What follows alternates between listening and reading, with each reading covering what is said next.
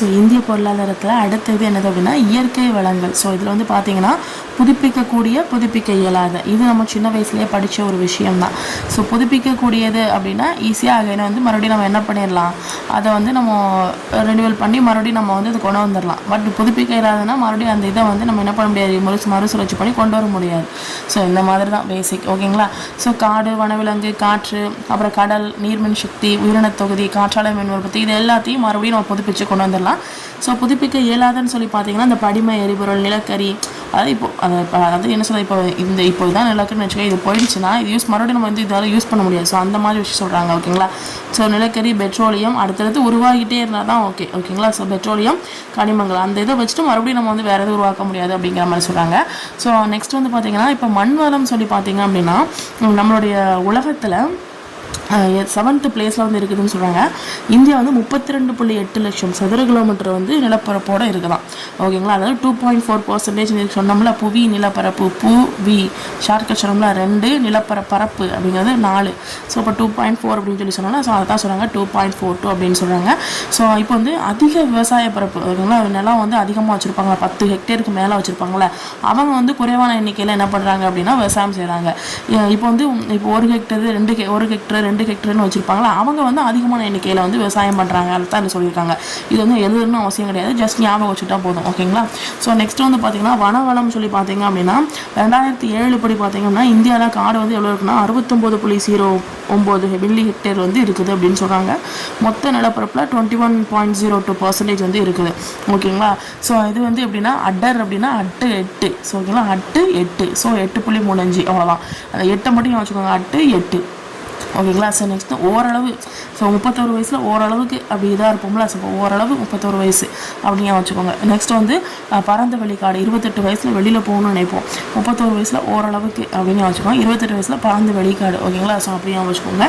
So next வந்து பார்த்திங்கன்னா முக்கிய கனிம வளம். ஸோ இது வந்து பார்த்திங்க அப்படின்னா இரும்பு தாது அதிகமாக இருக்குது நம்ம இதில். ஓகேங்களா.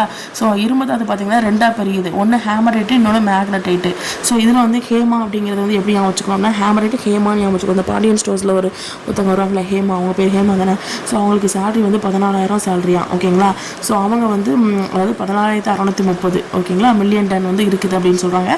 மேக்னடைட் வந்து 10,000, மேக்னாவுக்கு 10,000, ஹேமாவுக்கு 14,000. ஓகேங்களா. இது புரிஞ்சுட்டா. ஸோ அந்த ஹேமாங்கிறவங்க வந்து என்ன பண்ணுவாங்க அப்படின்னா காரில் தான் இது பண்ணுவாங்க. அப்போ கர்நாடகா காரு அப்படின்னு வச்சுக்கோங்க. ஓகேங்களா. அல்லது நாடகம் இருக்குல்ல, நாடகத்தில் தான் நடிக்கிறாங்க. ஸோ அப்போ தான் கர்நாடகா. அந்த நாடகத்தில் வந்து திடீர்னு ஜர்க்காக மாதிரியே காமிப்பாங்க. அப்போ ஜார்க்கண்ட். ஓகேங்களா. ஸோ அதில் வந்து அவங்க வந்து கோவப்படுற மாதிரியே இருப்பாங்க. ஸோ கோவா, அப்போ கோவப்பட கையை ஒடிச்சிடும் அப்படின்னு சொல்லுவாங்க. அப்போ ஒடிஷா. ஓகேங்களா. சத்தீஸ்கர் சத்தியமாக இருப்பாங்க, அவங்க வந்து கொஞ்சம் உண்மையாகவும் இருப்பாங்க. ஓகேங்களா. ஸோ கோவம் வந்தால் ஒடிச்சிருவாங்க, ஜர்க்காகுவாங்க, நாடகத்தில் நடிக்காங்க. ஓகேங்களா. 14,000 சேலரி. ஸோ மேக்னாங்கிறவங்க வந்து 10,000 தான் சேலரி. ஸோ இதில் வந்து பார்த்தீங்கன்னா இவங்க வந்து யாருன்னா அவங்க வந்து ஒரு கேரளா பொண்ணு. இது வந்து ஈஸியான வச்சுக்கலாம். கேரளா, தமிழ்நாடு, ஆந்திரா, கர்நாடகா, இது எல்லாமே. ஓகேங்களா. நெக்ஸ்ட் வந்து பார்த்தீங்க அப்படின்னா நிலக்கரி, பழுப்பு நிலக்கரி. இது வந்து பார்த்தீங்கன்னா பூமிக்கு அடியில் வந்து கிடைக்கக்கூடிய ஒரு இது. சைனா, அமெரிக்கா இந்த மாதிரி இடத்துல இருக்குது. ஸோ 3rd பிளேஸில் இந்தியாவில் இருக்குது. ஸோ அதுக்கப்புறம் பார்த்திங்கன்னா மற்ற இதில் பார்த்திங்கன்னா மேற்கு வங்காளம், பீகார், மத்திய பிரதேசம், மகாராஷ்டிரா, ஒடிசா, ஆந்திரா, இது எல்லா பகுதிகளும் இருக்குது. ஓகேங்களா. ஸோ நெக்ஸ்ட் வந்து பார்த்திங்கன்னா மத்திய பிரதேசம், ஆந்திர பிரதேசம், மேற்கு வங்காளம், பீகார், ஒடிஷா, மகாராஷ்டிரா. ஓகேங்களா. ஸோ அதுக்கப்புறம் பார்த்தீங்கன்னா இந்த வங்காளம், ஜார்க்கண்ட் இதுலேயும் வந்து அதிகமாக கிடைக்குது அப்படின்னு சொல்கிறாங்க.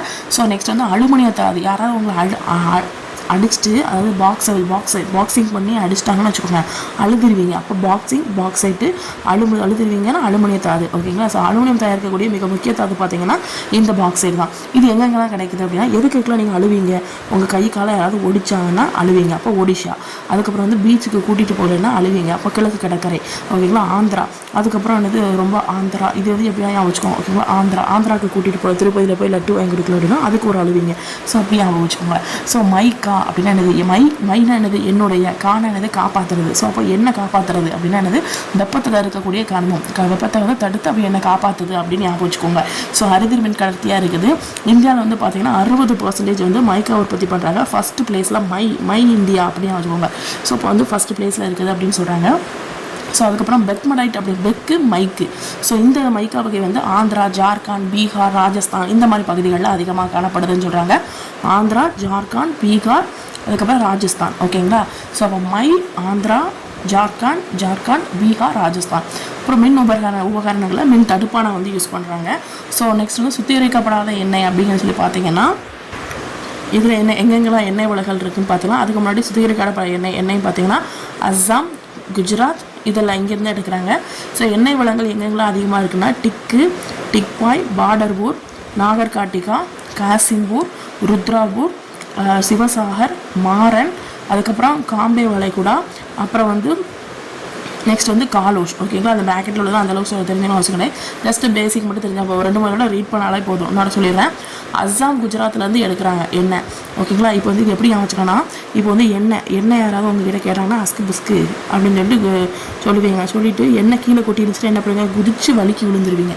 ஸோ அப்போ குதிச்சு அப்படின்னா குஜராத்து, எண்ணெய் யாராச்சும் கேட்டாங்கன்னா அஸ்கு பிஸ்கு, ஸோ அப்போ அஸ்ஸாம். ஓகேங்களா, ஸோ அதுக்கப்புறம் எண்ணெய் வளங்கள் பார்த்தீங்கன்னா டிக்பாய். ஓகேங்களா, டிக்பாய், பார்டர்பூர், நாகர்காட்டிகா, காசிம்பூர், ருத்ராபூர், சிவசாகர், மாரன், காம்பே வளைகுடா, அப்புறம் வந்து காலோஷ். ஓகேங்களா, ஸோ இதில் ஒரு ஷார்ட்கட் வந்து பார்த்தேன், பட் இது சரியாக ஞாபகம் இல்லை. அதாவது எப்படின்னா பார்டர்பூர், நாகர்காட்டிகா, காசிம்பூர், ருத்ராபூர், சிவசாகர், மாரன், காம்பே, டிக்பாய். இப்போ எப்படி எண்ணெய் வந்து கொட்டிடுச்சின்னு சொல்லிட்டு என்ன சொல்கிறீங்க, பாயில் கொட்டிடுச்சு, அதான் பாயில் கொட்டிடுச்சின்னு சொல்லி அம்மா கிட்ட சொல்கிறீங்க. பாட்டு பாடிட்டே சொல்கிறீங்க, பாட்டு பாடிட்டே சொல்கிறீங்க, காட்டி சொல்கிறீங்க. அம்மாங்க பாருங்க அம்மா பாட்டு பாடிட்டே காட்டி சொல்கிறீங்க, அதான் காட்டிகா. உடனே அம்மா என்ன சொல்கிறாங்க, ருத்ரா தாண்டவம் ஆடுறாங்க, அதான் ருத்ராபூர். அதுக்கப்புறம் அப்போ நான் காசிக்கு போகிறேன், உன்னால தொல்லை தாங்க முடியல அப்படின்னு சொல்லிட்டு காசிம்பூர் வராங்க. அங்கே வந்து சிவனை பார்க்கறதுக்காக போகிறாங்க. சிவசாகர், இன்னொரு யாருன்னா மாறன், இவங்களை பார்க்கறதுக்காக போகிறாங்க. அதுக்கப்புறம் அவள் வந்து சொல்கிறா, அந்த பொண்ணு சொல்கிறா, நான் வந்து லைட்டாக அங்கே ஏதோ காம்பு மாதிரி இருந்துச்சு, அதை வந்து எடுக்கலான்னு போனால் வளைஞ்சி பொத்துன்னு கீழே வந்து கால் வலிக்கிட்டு, அதான் காலோஷு. ஸோ காம்பு அப்படின்னா அந்த காம்பு மாதிரி இருந்துச்சு, அதை எடுக்கலான்னு போனால் அதுக்கு என்ன கீழே கொட்டிடுச்சு அப்படிங்கிற மாதிரி ஒரு ஷார்ட்கட் மாதிரி வச்சுருந்தேன். ஸோ ஞாபகம் வச்சுருந்தேன்னா மறுபடியும் ரிவைண்ட் பண்ணி கேட்டுக்கோங்க. ஓகேங்களா, பாயில் கொட்டிடுச்சு, பாட்டு பாடிட்டு நான் காட்டிட்டு அவன் அம்மாட்ட சொல்கிறா. அவங்க அம்மா கோவத்தில் ருத்ரதாண்டம் ஆடுறாங்க, ருத்ராபூர். ஸோ காசிக்கு போகிறேன்னு சொல்கிறாங்க, சிவனை பார்க்க போகிறேன், மாரனை பார்க்க போகிறேன்னு சொல்கிறாங்க. அம்மா லைட்டாக காம்பு மாதிரி இருந்துச்சுமா, அதாம்மா எடுத்து விட்டேன், எடுத்த உடனே வளைஞ்சி நான் கீழே வந்தேன், என் காலில் அடிபட்டுட்டு அப்படிங்கிற மாதிரி அமைச்சுக்கோங்க. ஸோ நெக்ஸ்ட் வந்து பார்த்திங்கன்னா இந்தியாவில் பார்த்திங்கன்னா கம்மியான அளவு கோல்டு தான் இருக்குது. ஸோ கேஜிஎஃப் நம்ம கோலா தங்கவயல் சுரங்கம், அதுக்கூட ரைச்சூர் டிஸ்ட்ரிக்டில் இருக்கக்கூடிய ஹச்சி அப்படிங்கிறத கர்நாடகா அங்கே வந்து இருக்குது. ஸோ ஆந்திரா மாநிலத்தில் அனந்தபூர், அப்புறம் ராம்கிரி, ஸோ இங்கே வந்து இருக்குதுன்னு சொல்கிறாங்க. ஸோ நெக்ஸ்ட்டு வந்து பார்த்திங்கன்னா வைரம் வந்து எங்கெங்கெல்லாம் அதிகமாக இருக்குதுன்னு சொல்லி ஷார்ட்கட்டோட பார்க்கலாம். ஓகேங்களா, ஸோ இப்போ வந்து யாராவது உங்ககிட்ட வைரத்தை கொடுத்தாங்கன்னு வச்சுக்கோங்க, நீங்கள் அதை என்ன பண்ணுவீங்க, மத்தியில் வந்து வச்சுக்கிடுவீங்க, உங்களுக்கு மத்தியில் அப்படி பொத்தி வச்சுக்கிடுவீங்க. ஸோ அதுக்கப்புறம் என்ன பண்ணுவாங்க அப்படின்னா என்ன அதான் பன்னா. ஓகேங்களா, மத்தியில் வச்சுக்கிடுவீங்க. என்ன அப்படின்னு சொல்லி யாராவது கேட்டாங்கன்னா பன்னா. ஓகேங்களா, அதுக்கப்புறம் என்ன பண்ணுறாங்க அப்படின்னா ஆந்திராவுக்கு ஓடிடுவீங்க. கண்ணு வச்சு அந்த வைரத்தை வந்து பத்திரமா வச்சு என்ன பண்ணுவீங்க, ஒரு கோட்டைக்குள்ளே போய் வச்சுருவீங்க, அதான் கோட்டா. ஆந்திராவுக்கு போய் கண்ணு வச்சு ஒரு கோட்டையில் கொண்டு போய் பத்திரமா வச்சுருவீங்க. அதுக்கப்புறம் என்ன பண்ணுறீங்க, கிருஷ்ணசாமி இருக்குல்ல, அங்கேயும் அல்லது கிருஷ்ணா நதியிலையோ அப்படி போட்டுருந்தீங்க. ஓகேங்களா, ஸோ அதுக்கப்புறம் ராஜ்பூர் அது வந்து அது யார்கிட்ட போகுது, ஒரு ராஜா கிட்ட போகுது. ஓகேங்களா, ஸோ அதுக்கப்புறம் அவர் வந்து ஒரு சட்டிஸ்கர்னா ஒரு சட்டிப்பானை இருக்குல்ல, அதில் வந்து வச்சுக்கிறார். ஓகேங்களா, ஸோ அதுக்கப்புறம் இதை யார் எடுத்தாங்கன்னு சொல்லிட்டு அவங்க கை காலை ஒடிக்கணும் அப்படின்னு நினச்சிருக்காங்க. ஸோ அப்போ வந்து ஒரு நியூவாக கண்டுபிடிச்சிருக்காங்க. நினச்சிட்டு என்ன பண்ணுவாங்க, ஒடிக்கணும்னு நினச்சிருக்காங்க. அப்போ ஒடிசாவில் நியூடா. அப்போ கை கால் இல்லாமல் கையை ஒடிச்சு பர்கர் கூட சாப்பிட விடாமல், அதான் பார்கர் கூட சாப்பிட விடாமல் கை காலை ஒடிச்சிட்டாங்க. அந்த வைரத்தை எடுத்து மத்தியில் வச்சுட்டு ஆந்திராவை எடுத்து கொண்டு வந்தனால. ஸோ அதுக்கப்புறம் நீங்கள் மறுபடியும் ஆந்திராவுக்கு போகிறீங்க, அங்கே நாராயணசாமிட்டையும் கிருஷ்ணசாமிட்டையும் போய் கேட்குறீங்க, மன்னிப்பு கேட்குறாங்க. ஸோ அதுக்கப்புறம் லாஸ்ட்டாக வந்து கர்நாடகா, குல்பர்கி டிஸ்ட்ரிக்ட், ரைச்சூர், இது மட்டும் ஞாபகம். இதுதான் இதோடைய ஷார்ட்கட். ஸோ நெக்ஸ்ட்டு வந்து பார்த்திங்க அப்படின்னா, அதாவது வைரம் எங்கெங்கெல்லாம் கிடைக்குதுன்னு சொல்லி ஷார்ட்கட் பார்த்தோம். ஸோ அதுக்கப்புறம் பார்த்திங்கன்னா இது அந்தளவுக்கு இம்பார்ட்டனே கிடையாது. ஏன் அப்படின்னா இப்போ வந்து கட்டமைப்பு வசதிகள், அதுக்கப்புறம் சமூகம் இதெல்லாம் கொடுத்துருக்காங்க. அதாவது நம்ம இதில் வந்து டிரான்ஸ்போர்ட் இருக்குது, கம்யூனிகேஷன் இருக்குது, நிறைய ஆற்றல் வளங்கள் இருக்குது, நீர்ப்பாசனம் இருக்குது, பணம், அதுக்கப்புறம் நிறைய நிதி நிறுவனங்கள் இருக்குது, இருப்பு பாதை, அதுக்கப்புறம் சரக்கு வாகனம், தபால், தொலைத்தொடர்பு, இது எல்லாமே இருக்குது. ஸோ இது எல்லாமே பொருளாதார கூட்டமைப்புக்கு ஒரு ஹெல்ப்ஃபுல்லாக இருக்குது அப்படின்னு சொல்கிறாங்க. அவ்வளோதான், ரொம்ப இம்பார்ட்டன்ட் கிடையாது. ஸோ இதில் பார்த்திங்கன்னா கல்வி, பயிற்சி, ஆராய்ச்சி, சுகாதாரம், வீட்டு வசதி, பொது வசதி, இது எல்லாமே இருக்குது அப்படின்னு சொல்கிறாங்க. அவ்வளோதான். ஓகேங்களா, ஸோ நெக்ஸ்ட் வந்து பார்த்திங்கன்னா போக்குவரத்து, இது வந்து பார்க்க போகிறோம்.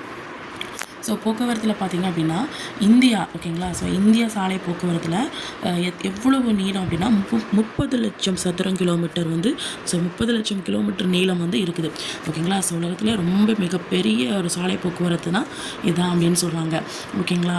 ஸோ அதுக்கப்புறம் பார்த்திங்கன்னா ஆசியாவில் ஓகேங்களா. ஸோ ஆசியாவில் மிகப்பெரிய இருப்பு பாதை வழிகள் இதுவும் இருக்குது அப்படின்னு சொல்கிறாங்க. உலகத்தில் 4வது பெரிய போக்குவரத்து அமைப்பு அப்படிங்கிறதுன்னு சொல்கிறாங்க ஓகேங்களா. ஸோ நெக்ஸ்ட்டு வந்து நம்மளுடைய அந்த இருப்பு பாதையோடைய நீளம் பார்த்திங்க அப்படின்னா 63,000 கிலோமீட்ரு. மின்மயமாக்கப்பட்டதுன்னு பார்த்திங்கன்னா 13,000. ஸோ 63,000 13,000 ஓகேங்களா. ஸோ நெக்ஸ்ட்டு வந்து பார்த்திங்க அப்படின்னா சில முக்கியமான துறைமுகங்களை பற்றி சொல்கிறாங்க. ஸோ அது என்னென்ன துறைமுகங்கள்னு பார்க்கலாம். கொல்கத்தா, மும்பை, சென்னை, விசாகப்பட்டினம் ஓகேங்களா. ஸோ கொல்கத்தா, மும்பை, சென்னை, விசாகப்பட்டினம் தெரிஞ்ச துறைமுகங்கள்னால் ஸோ ஈஸியாக ஞாபகம் வச்சுக்கலாம். கொல்கத்தா, மும்பை, சென்னை, விசாகப்பட்டினம். அதுக்கப்புறம் இது கோவாவும் சேர்ந்து ஓகேங்களா. 9% கடல் வழி மூலமாக வணிகம் வந்து பண்ணுறாங்க அப்படின்னு சொல்கிறாங்க ஓகேங்களா. ஸோ அதுக்கப்புறம் இந்தியா ஏர்லைன்ஸ், அதுக்கப்புறம் தனிநபர் விமான சேவை, அதுக்கப்புறம் பன்னாட்டு விமான போக்குவரத்து இது இருக்குல்ல. ஸோ இதை வந்து ஏர் இந்தியா நிறுவனம் தான் வழங்கி வருகுது அப்படின்னு சொல்கிறாங்க ஓகேங்களா. ஸோ பன்னாட்டு விமானம் போக்குவரத்து இருக்குல்ல. ஸோ இது யார் வழங்கி வராங்க அப்படின்னா ஏர் இந்தியன் நிறுவனம் ஓகேங்களா. ஸோ நெக்ஸ்ட் வந்து ஃபஸ்ட்டு இந்திய ரயில்வேல வைஃபை வசதி வந்து எந்த இடத்துல வந்து எந்த இதில் வந்து இது பண்ணியிருக்காங்க அப்படின்னா பெங்களூரில் ஓகேங்களா. இதில் வந்து ஏர் இந்தியன் ஏர்லைன் இது வந்து எப்போ வந்து ஜாயின் ஆச்சு அப்படின்னா 27/8/2007. இங்கே 27, இங்கே 2007 அப்படி நடுவில் 8 மட்டும் ஞாபகம் வச்சுக்கோங்க. ஸோ அதுக்கப்புறம் பார்த்திங்கன்னா தேசிய துறைமுக வாரியம் எப்போது உருவாக்கப்பட்டது அப்படின்னா அது 1950 ஓகேங்களா. ஸோ இந்த நம்பர் வந்து உங்களுக்கு கண்டிப்பாக மறக்காது. சப்போஸ் மறந்துச்சுன்னா ரைமுகயும் 1 2 3 4 5 இருக்குது 0 1950 ஓகேங்களா. ஸோ இது எதுக்காக வந்து ஆரம்பித்தாங்க அப்படின்னா சிறு துறைமுகங்களுடைய வளர்ச்சிக்காக ஆரம்பிச்சிருக்காங்க ஓகேங்களா. சிறு துறைமுகங்களுடைய வளர்ச்சிக்காக 1950 தேசிய துறைமுக வாரியம் அப்படிங்கிறத ஆரம்பிச்சிருக்காங்க. ஸோ நெக்ஸ்ட்டு வந்து பார்த்திங்கன்னா ஆஷிஷா சொன்னது தான் புதுப்பிக்கக்கூடிய ஆற்றல் வளங்கள். ஸோ நிலக்கரி, பெட்ரோல், இயற்கை வாயு. புதுப்பிக்கக்கூடியது அப்படின்னா சூரிய சக்தி, காற்று சக்தி, அலைகள் சக்தி, புவிவெப்ப சக்தி, உயிரி எரிவாயு சக்தி. இது எல்லாத்தையும் நம்ம புதுப்பிச்சிடலாம். இதை நம்ம புதுப்பிக்க முடியாது ஓகேங்களா. ஸோ நெக்ஸ்ட் வந்து பார்த்திங்கன்னா சமூக கட்டமைப்பு அப்படின்னு சொல்கிறாங்க. ஸோ அதில் வந்து ஃபஸ்ட்டு கல்வின்னு சொல்லி பார்த்திங்கன்னா ஸோ நம்ம ரொம்ப வருஷமாக நம்ம வந்து எதை ஃபாலோ பண்ணிட்டு இருந்தோம், குருகுல முறை தான் ஃபாலோ பண்ணிட்டு இருந்தோம் இல்லைங்களா. ஸோ அதுக்கப்புறம் வந்து இந்த MHRD அப்படிங்கிற இந்த இது மூலமாக, அதாவது மனிதவள மேம்பாட்டுத்துறை அமைச்சகம் மூலமாக நமக்கு வந்து நிறைய கல்விக் கொள்கைகள் திட்டம் வந்து அப்படியே என்னாச்சு கொஞ்சம் சேஞ்சஸ் வந்து கொண்டு வந்தாங்க இல்லைங்களா. ஸோ இப்போ வந்து இந்திய கல்வி முறையில் பார்த்தீங்க அப்படின்னா 1976 ஓகேங்களா 7-6 ஓகேங்களா. ஸோ அப்போ ரிவர்ஸில் போனீங்கன்னா 6 7 8 கிடையாது 9. ஸோ இதுபடி பார்த்தீங்கன்னா மாநில அரசில் தான் ஃபஸ்ட்டு இந்த கல்வி பொறுப்பை விட்டுருந்தாங்க. ஸோ அதுக்கப்புறம் பார்த்தீங்க அப்படின்னா மத்திய அரசு, மாநில அரசு 2 பேர் கையிலையும் இந்த பொறுப்பை வந்து கொடுத்துருந்தாங்க ஓகேங்களா. ஸோ இப்போ நம்மளுடைய இந்திய கல்வி முறை என்னென்ன முறைகள்லாம் இருக்குது அப்படின்னா மொத்தம் 6 நிலைகள் வந்து இருக்குது. ஒன்று வந்து குழந்தை கல்வி, இன்னொன்று தொடக்க கல்வி, அதுக்கப்புறம் இடைநிலை கல்வி, நெக்ஸ்ட்டு மேல்நிலை கல்வி, நெக்ஸ்ட்டு இளநிலை பட்டம், முதுநிலை பட்டம் ஓகேங்களா. ஸோ நெக்ஸ்ட்டு வந்து பார்த்தீங்க அப்படின்னா நம்மளுடைய இந்திய கல்வி நிறுவனம் இதில் வந்துங்க 10th 12th இது எல்லாமே கவர்மெண்ட்லேயும் இருக்குது, ப்ரைவேட்டும் இருக்குது இல்லைங்களா. ஸோ அதுக்கப்புறம் பார்த்திங்கன்னா இந்த யூனிவர்சிட்டி இருக்குல்ல, நிறைய பல்கலைக்கழகங்கள் அந்த பல்கலைக்கழகங்களுடைய தரம் வந்து எப்படி வந்து அளவிடப்படுது அப்படின்னா UGC அப்படிங்கிற சட்டத்தின்படி தான் ஓகேங்களா. நிறைய யூனிவர்சிட்டி இருக்குது. அந்த யூனிவர்சிட்டியினுடைய தரத்தை வந்து எப்படி அளவிடுறாங்க அப்படின்னா UGC சட்டத்தின்படி, அதாவது பல்கலைக்கழக மானிய குழு சட்டம் சொல்கிறாங்க UGC, அதன்படி பல்கலைக்கழகங்களுடைய தரம் வந்து என்ன பண்ணுது அப்படின்னா அளவிடப்படுகிறது அப்படின்னு சொல்கிறாங்க. ஸோ நெக்ஸ்ட் வந்து பார்த்திங்கன்னா கல்வித்துறைக்கு வந்து எவ்வளோ வந்து ஒதுக்கீடு செய்கிறாங்க அப்படின்னா GDPயில் 3% ஓகேங்களா. ஸோ KLV ஸோ 3%, GDP 3% ஓகேங்களா. ஸோ ஹேண்ட் ரைட்டிங் கொஞ்சம் இதாக தான் இருக்கும், ஏன் அப்படின்னா இது முன்னாடி நான் எழுதுனது ஓகேங்களா. ஸோ நெக்ஸ்ட்டு வந்து பார்த்திங்கன்னா உடல்நலம் ஓகேங்களா. ஸோ இதில் வந்து பார்த்திங்கன்னா உடல்நலம் வந்து உங்களுக்கு மாநில அரசோடைய பொறுப்பு ஓகேங்களா. ஸோ இது வந்து என்னென்னலாம் மெர்ஜ் ஆகிருக்கும் அப்படின்னா மத்திய சுகாதாரமும் நலவாழ்வு கழகமும் இது 2 இருக்குது, சுகாதாரம் நலவாழ்வு. ஸோ இதெல்லாமே மெர்ஜ் ஆகி மாநில அரசுடைய பொறுப்பில் இருக்குது ஓகேங்களா. So central council of health and welfare அப்படின்னு சொல்கிறாங்க ஓகேங்களா. ஸோ நெக்ஸ்ட் வந்து இது வந்து ஆயுஷ் அப்படின்னு சொல்கிறாங்களா. இதில் வந்து எல்லா மருத்துவ நடைமுறையும் இதில் வந்து ஒரே அமைச்சகத்துக்கு கீழே தான் இருக்குது. அது என்னென்ன மருத்துவம் அப்படின்னா ஆயுர்வேதம், சித்தா, யுனானி, மூலிகை, ஹோமியோபதி, யோகா, இது எல்லாமே ஒரே அமைச்சகத்துக்கு கீழே தான் இருக்குது அப்படின்னு சொல்கிறாங்க. ஓகேங்களா. ஸோ நெக்ஸ்ட் வந்து பார்த்திங்கன்னா இந்தியாவில் உடல்நலப் பணிகள் இது பார்த்திங்கன்னா உடல்நலம் சம்மந்தப்பட்டது. ஓகேங்களா. ஸோ இது யார்கிட்டனா மத்திய நலத்துறை அமைச்சத்துக்கு கீழே. அப்போ கல்வி வந்து ஃபஸ்ட்டு மாநிலத்தில் இருந்துச்சு, அதுக்கப்புறம் மத்திய மாநில 2 பொறுப்புகளையும் இருந்து மாறிச்சு. ஸோ இப்போ உடல்நலப் பணிகள்னு சொல்லி பார்த்திங்க அப்படின்னா இப்போ வந்து மத்திய நலத்துறை அமைச்சகத்துக்கு கீழே இருக்குது. ஓகேங்களா. ஸோ கேரளா எடுத்துக்கிட்டிங்க அப்படின்னா சிறப்பான உடல்நலத்தை பேணியிருப்பாங்க. ஸோ இந்தியா அப்படின்னா அந்த அளவுக்கு திருப்தி அப்படிங்கிறது இல்லை. ஓகேங்களா. அதாவது இலங்கையை கம்பேர் பண்ணும்போது இந்தியாவில் வந்து ரொம்ப கம்மியாக இருக்குது அப்படின்னு சொல்கிறாங்க. ஓகேங்களா. ஸோ இதுக்கப்புறம் அடுத்த டாப்பிக்கானது என்னது அப்படின்னா இந்திய பொருளாதாரத்தில் சிந்தனையாளருடைய பங்களிப்பு பார்க்க போகிறோம். ஸோ ஃபஸ்ட்டு நம்ம பார்க்க போகிறது என்னது அப்படின்னா திருவள்ளுவரை பற்றி பார்க்க போகிறோம். ஸோ திருவள்ளுவர் என்ன எழுதியிருப்பார், திருக்குறள் எழுதியிருக்காரு. ஸோ திருக்குறளில் 2ஆம் பகுதியில், ஓகேங்களா, ஸோ 2ஆம் பகுதியில் பொருட்பாலில் என்ன சொல்லியிருக்காரு அப்படின்னா அவர் வந்து செல்வத்தோடு தொடர்புடையது அப்படின்னு சொல்லியிருக்காரு. ஸோ அது மட்டும் இல்லாமல் மழை அப்படிங்கிறது வந்து நம்முடைய லைஃப்பில் வந்து ஒரு பெரிய ஆதாரம் அப்படின்னு சொல்கிறாங்க. ஓகேங்களா. ஸோ யார் சொல்கிறாரு, திருவள்ளுவர் வந்து மழை அப்படிங்கிறது வந்து நம்மளுடைய வாழ்க்கையில் ஒரு பெரிய ஆதாரம் அப்படின்னு சொல்கிறாங்க. உணவை வந்து கொடுக்குது. ஓகேங்களா. ஸோ அது மட்டும் இல்லாமல் இந்த பொருளாதார வாழ்வில் ஒரு அடிப்படை, ஒரு பேசிக்கே அது இதுதான் அப்படின்னு சொல்கிறாரு. ஓகேங்களா. ஸோ நெக்ஸ்ட்டு வந்து என்ன சொல்கிறாருன்னா பெய்யட பெய்யும் மழை அப்படின்னு சொல்கிறாரு. ஓகேங்களா. ஸோ பெய்யட பெய்யும் மழை அப்படின்னு சொல்லி திருவள்ளுவர் வந்து சொல்கிறாரு. ஸோ நெக்ஸ்ட்டு வந்து பார்த்திங்கன்னா இந்த லைனை பார்த்தாலே ஞாபகம் வந்துடும். ஸோ பெய்யட பெய்யும் மழை அப்படிங்கிறது யார் சொல்லியிருப்பார், திருவள்ளுவர் சொல்லியிருப்பார் அப்படின்னு ஞாபகத்துக்கு வந்துடும். ஸோ நெக்ஸ்ட்டு வந்து பார்த்திங்க அப்படின்னா உற்பத்தி காரணிகள். ஸோ இதில் வந்து பார்த்திங்கன்னா நிலம், உழைப்பு, முதல், அதுக்கப்புறம் அமைப்பு, தொழில்நுட்பம், இதெல்லாம் குறித்து நிறைய கருத்துக்களை வந்து வள்ளுவர் வந்து சொல்லியிருப்பார். ஓகேங்களா. ஸோ எல்லாருக்குமே தெரியும் வள்ளுவர் வந்து எல்லாத்தையும் டாப் டு பாட்டம் எல்லாத்தையும் பற்றியும் அந்த திருக்குறளில் வந்து சொல்லியிருப்பார். ஸோ அதை தான் சொல்லியிருக்காங்க. ஓகேங்களா. ஸோ அதில் என்ன ஒரு வார்த்தையை சொல்லியிருப்பார், பெருமவற்றுள் யாமறிவது இல்லை, யாம் அறிவது இல்லை, அறவறிந்த மக்கட்பேறு அல்ல பிற அப்படிங்கிற ஒரு குறளையும் சொல்லியிருப்பார். ஓகேங்களா.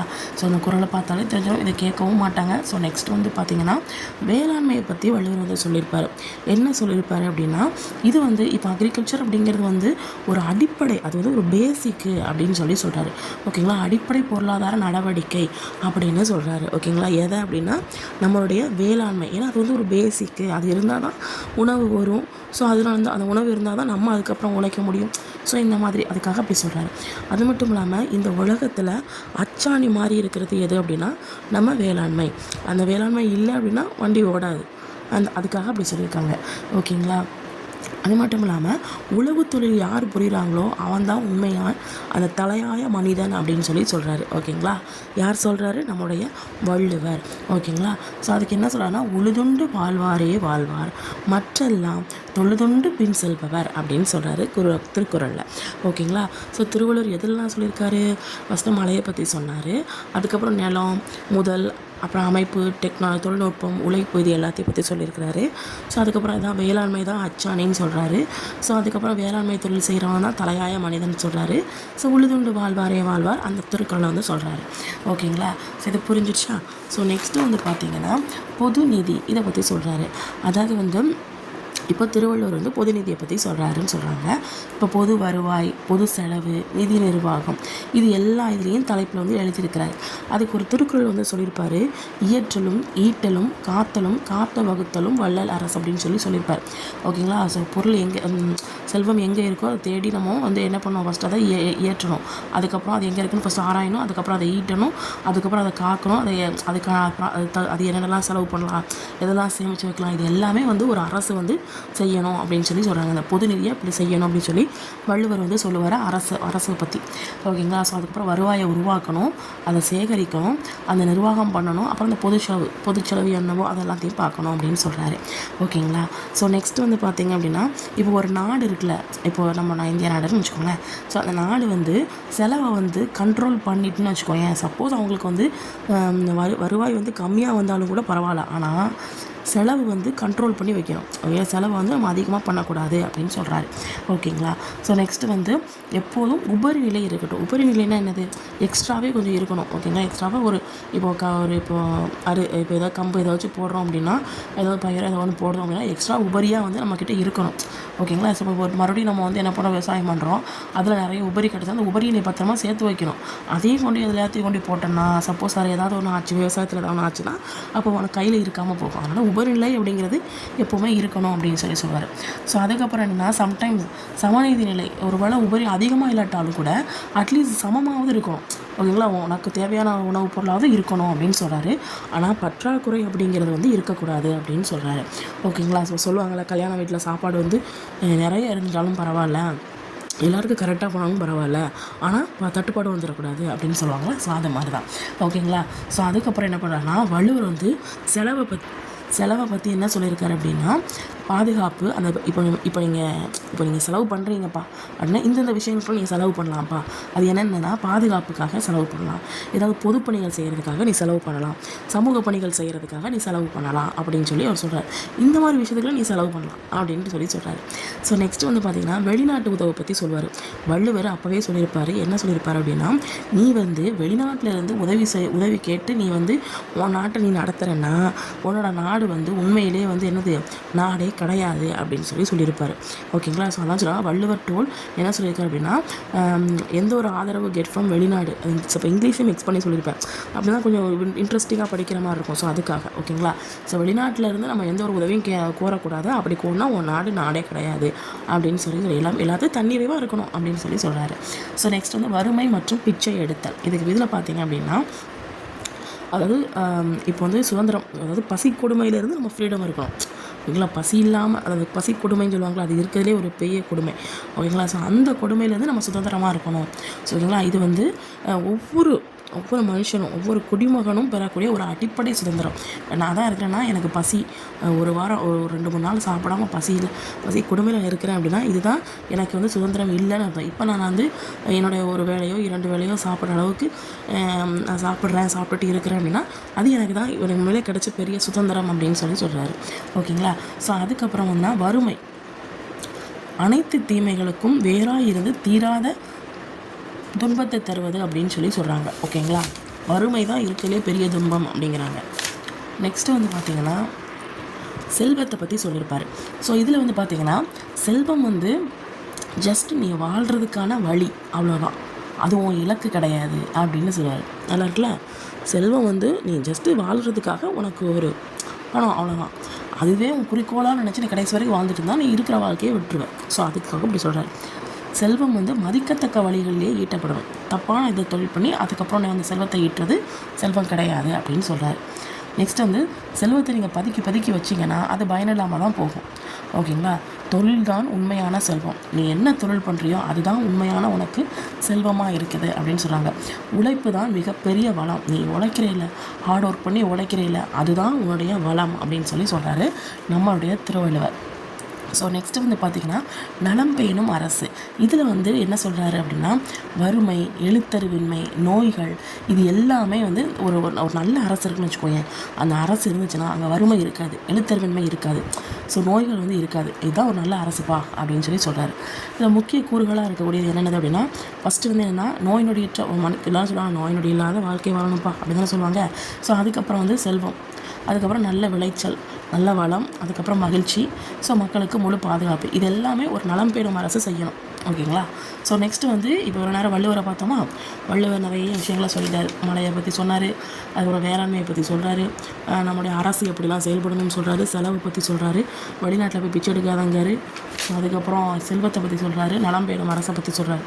ஸோ நெக்ஸ்ட் வந்து என்ன பார்க்க போகிறோம் அப்படின்னா, மகாத்மா காந்தி. ஸோ மகாத்மா காந்தியில் வந்து அவர் என்ன சொல்கிறார் அப்படின்னா, காந்திய பொருளாதாரத்தில் பற்றி என்ன சொல்கிறார் அப்படின்னா, பொருளாதாரம் அப்படிங்கிறது வந்து ஒரு நன்னறியை வந்து பேஸ் பண்ணியிருக்கும் அப்படின்னு சொல்கிறாரு. ஓகேங்களா. ஸோ நன்னறியை வந்து அடிப்படையாக கொண்டிருக்கும் அப்படின்னு சொல்கிறாரு. ஸோ அதுக்கப்புறம் 1921, ஸோ அப்போ வந்து என்ன சொல்கிறாரு அப்படின்னா, காந்தி வந்து ஒரு தேசம் அல்லது ஏதாவது ஒரு தனியார் ஒரு தேசமாக இருந்தாலும் சரி, ஒரு தனியாராலும் சரி, இவங்களுடைய தார்மீக ஒழுக்க நெறிகளை நீங்கள் காயப்படுத்துறீங்கன்னு வச்சுக்கோங்க, அது வந்து பொருளாதார நடவடிக்கைக்கு இழுக்கானது அப்படின்னு சொல்கிறாரு. ஓகேங்களா. ஸோ அது மட்டும் இல்லாமல் பாவமானது அப்படின்னு சொல்கிறார். அப்போ வந்து இந்த பாவம் அந்த மாதிரி வந்துச்சுன்னா உங்களுக்கு வந்து மகாத்மா காந்தி. ஓகேங்களா. ஸோ இப்போ வந்து மகாத்மா காந்தி என்ன சொல்கிறார், 1921 ஒரு தேசமோ இல்லை ஏதாவது ஒரு தனியாக ஏதாவது ஒரு விஷயத்தையோ ஏதோ ஒன்று நீ அவங்களுடைய தார்மீக ஒழுக்க நெறிகளை நீ வந்து காயப்படுத்திட்டு சேர்ற உனக்கான அந்த பொருளாதாரம் அப்படிங்கிறது வந்து ரொம்ப இழுக்கானதாக இருக்கும், ரொம்ப பாவமானதாக இருக்கும் அப்படின்னு அவர் சொல்கிறாரு. ஓகேங்களா. ஸோ நெக்ஸ்ட் வந்து பார்த்தீங்கன்னா, ஸோ 1921 சொல்லியிருக்காரா. ஸோ நெக்ஸ்ட் வந்து தார்மீக மதிப்புகளை புறந்தள்ளும் பொருளாதாரம் வந்து உண்மையற்றது. ஓகேங்களா, ஒரு தார்மீக மதிப்பு அப்படிங்கிறதுக்கு இம்பார்ட்டன்ட் கொடுக்குறாரு. ஸோ அதுக்கப்புறம் அந்த பாவம் புண்ணியம் அந்த மாதிரி இதுக்கும் இம்பார்ட்டன்ட் கொடுக்குறாரு. ஓகேங்களா, ஸோ ஏன்னா அதே நம்பிக்கையை 1924 அதே மாதிரி தார்மீக ஒழுக்க நெறிங்கிறது இம்பார்ட்டன்ட் அப்படிங்கிறது 21லையும் சொல்கிறாரு, 24லையும் சொல்கிறாரு. ஓகேங்களா, யார்? காந்தி. ஓகேங்களா, ஸோ இந்த காந்திய பொருளாதாரத்தில் என்னென்ன சிறப்பியல்புகள் இருக்குது அப்படின்னு சொல்லி பார்க்கலாம். ஓகேங்களா, ஸோ இப்போ வந்து பார்த்திங்கன்னா காந்தி வந்து என்ன சொல்கிறாரு அப்படின்னா, அதாவது டோல்டுன்னு போட்டிருக்கோம். ஓகேங்களா, ஸோ அவர் என்ன சொல்கிறாரு அப்படின்னா, கிராமங்களில் தான் இந்தியா வாழ்கிறது அப்படின்னு சொல்கிறாரு. ஓகேங்களா, ஸோ அப்போ வந்து கிராமம் பற்றி, அதுக்கப்புறம் தார்மீக ஒழுக்க நெறி, ஸோ இந்த மாதிரி வந்துச்சுன்னா உங்களுக்கு யார்? காந்தி. ஓகேங்களா, ஸோ கிராமங்களில் அப்போ காந்தி தத்துக்கு கிராமம்லாம் ரொம்ப பிடிக்கும் அப்படின்னு ஞாபகம் வச்சுக்கோங்க. ஓகேங்களா, அவர் வந்து ஒழுக்கமாக இருக்கும்னு நினைப்பார். அப்போ தார்மீக ஒழுக்க நெறி அப்படின்னு ஞாபகம் வச்சுக்கோங்க. ஓகேங்களா, ஸோ அப்போ கிராமங்களில் தான் இந்தியா வாழ்கிறது அப்படின்னு சொல்லி அவர் சொல்கிறாரு. ஸோ அதுக்கப்புறம் அவருக்கு வந்து எது பிடிக்காது அப்படின்னா, இந்த நிறைய இயந்திரமாயிட்டே ஆகிட்டுருக்குல்ல, எல்லாமே மிஷின் தான் செய்யுது, எல்லாமே இந்த ஆர்டிஃபிஷியல் தான் செய்யுது, அந்த மாதிரி இது வந்து அவருக்கு வந்து அது வேண்டாம் அப்படின்னு தான் எதிர்க்கிறாரு. மனித சக்தி தான் இருக்கிறதே பெருசு அப்படின்னு அவர் நினைப்பார். ஓகேங்களா, ஸோ அப்போ அதிக அளவில் இயந்திரங்களை யூஸ் பண்ணுறது, அதுக்கப்புறம் நகரமயமாதல், தொழில்மயமாதல், இது எல்லாத்தையும் அவர் என்ன பண்ணார்? எதிர்த்தார். அவரை பொறுத்தவரை வில்லேஜ், கிராமம் அப்படி ஒரு சூப்பராக இருக்கணும் அப்படின்னு நினைப்பார். ஓகேங்களா, ஸோ அதுக்கப்புறம் பார்த்தீங்கன்னா இயந்திரங்கள், அவர் என்ன சொல்கிறாருன்னா, இயந்திரங்கள் வந்து மிகப்பெரிய பாவம் அப்படிங்கிறாரு. ஓகேங்களா, ஸோ இயந்திரங்களை என்ன சொல்கிறாரு? மிகப்பெரிய பாவம் அப்படின்னு சொல்லி சொல்கிறாரு. அது மட்டும் இல்லாமல் அது வந்து ஒரு இணக்கமான வாழ்வை வந்து ஒரு வாழ்க்கையை வந்து எண்டுக்கு கொண்டு வந்துடும். ஸோ அதனால் மனித சக்தி தான் பெருசு அப்படிங்கிற மாதிரி அவர் சொல்கிறாரு. ஸோ அவர் சொல்கிறார், என்ன சொல்கிறாருன்னா, இயந்திரத்துடைய தீமைகள் குறித்து புக்கு எழுதணும், அந்த தீமையை பற்றி மக்களுக்கு வந்து உணர்த்தணும், இயந்திரம் வந்து நமக்கு வந்து வரம் கிடையாது, சாபம் அப்படின்னு சொல்லி அவர் சொல்கிறார். அப்போ காந்தி தாத்தாக்கு என்னென்னலாம் பிடிச்சிருக்குன்னா, தார்மீக ஒழுக்க நெறி அப்படிங்கிறது வந்து பிடிச்சிருக்கு. ஸோ அதுக்கப்புறம் கிராமம் வந்து பிடிச்சிருக்கு. ஸோ அதுக்கப்புறம் இந்த இயந்திரம் தொழில்மயவாதம், நகரமயவாதம் இதெல்லாம் வேணாம் அப்படின்னு நினைக்கிறாரு. இயந்திரம் ஒரு சாபம் அப்படின்னு நினைக்கிறாரு. ஓகேங்களா, ஸோ அதுக்கப்புறம் பார்த்திங்கன்னா மனித இனத்துடைய பெரும் சாபக்கேடுன்னு பார்த்தீங்கன்னா தொழில்மயம். ஓகேங்களா, மனித இனத்துடைய பெரும் சாபக்கேடு எது அப்படின்னா உங்களுக்கு தொழில்மயம். ஓகேங்களா, ஸோ வந்து நாட்டின் திறன் முழுவதையும் சுரண்டுவதை சார்ந்திருக்குது இந்த தொழில்மயம். ஓகேங்களா, ஒரு நாடு இருக்குன்னா அந்த நாட்டுடைய திறன் ஃபுல்லாத்தையும் இந்த தொழில்மயம் வந்து சுரண்டி எடுத்துகிட்டு போயிடுது அப்படின்னு சொல்கிறாங்க. ஓகேங்களா, ஸோ அதுக்கப்புறம் பார்த்திங்கன்னா உற்பத்தி பரவலாக்கம். அதாவது காந்தி வந்து எதை வலியுறுத்துறாரு அப்படின்னா, நம்ம உற்பத்தி வந்து இன்னும் நம்ம வந்து நிறைய உற்பத்தி பண்ணணும், ஆனால் மனுஷன் மூலமாக தான் பண்ணணும், ஆனால் மிஷின் மூலமாக பண்ணக்கூடாது அப்படிங்கிற மாதிரி அவர் நினைக்கிறாரு. ஓகேங்களா, ஸோ அதுக்கப்புறம் கிராம சர்வோதயா அப்படின்னு சொல்கிறாரு. உண்மையான இந்தியா அப்படிங்கிறது வந்து நகரங்கள்லையோ இல்லை புறநகரங்களோ கிடையாது, கிராமத்தில் தான் அப்படின்னு அவர் சொல்கிறார். கிராமம் தார்மீக ஒழுக்க நெறி, அதுக்கப்புறம் அந்த மிஷின்லாம் பாவம், ஸோ தொழில்மயங்கிறது சாபக்கேடு அப்படிங்கிற மாதிரி சொல்கிறார். ஓகேங்களா, ஸோ அதுக்கப்புறம் தன்னிறைவாக இருக்கணும், சுயசார்புடையதாக இருக்கணும் அப்படின்னு சொல்லி அவர் சொல்கிறார். ஓகேங்களா, தன்னிறைவாக என்னது? நம்ம ஒரு வேளாண்மை பண்ணோன்னா அந்த வேளாண்மை சார்ந்த என்னென்ன பொருட்களையும் அது எல்லா பொருளையும் நம்மளே மேனுஃபேக்சர் பண்ணுறது. ஓகேங்களா, ஸோ அதுக்கப்புறம் சுயசார்புடையதாக இருக்கணும் அப்படின்னு சொல்கிறாரு. ஸோ நெக்ஸ்ட் வந்து உடல் உழைப்பு. இதில் பார்த்திங்க அப்படின்னா அவர் சொல்கிறல இயந்திரம்ங்கிறது வேஸ்ட்டு, சாபக்கேடு, தொழில்மயம் அப்படிலாம் சொல்கிறாரு. அப்போ எதுதான் பெஸ்ட்டு அப்படின்னா மனிதனுடைய உழைப்பு, அதுதான் உண்மையான மகத்துவம் அப்படின்னு சொல்லி அவர் வந்து காந்தி வந்து சொல்கிறாரு. ஓகேங்களா, கடவுள் வந்து மனுஷனை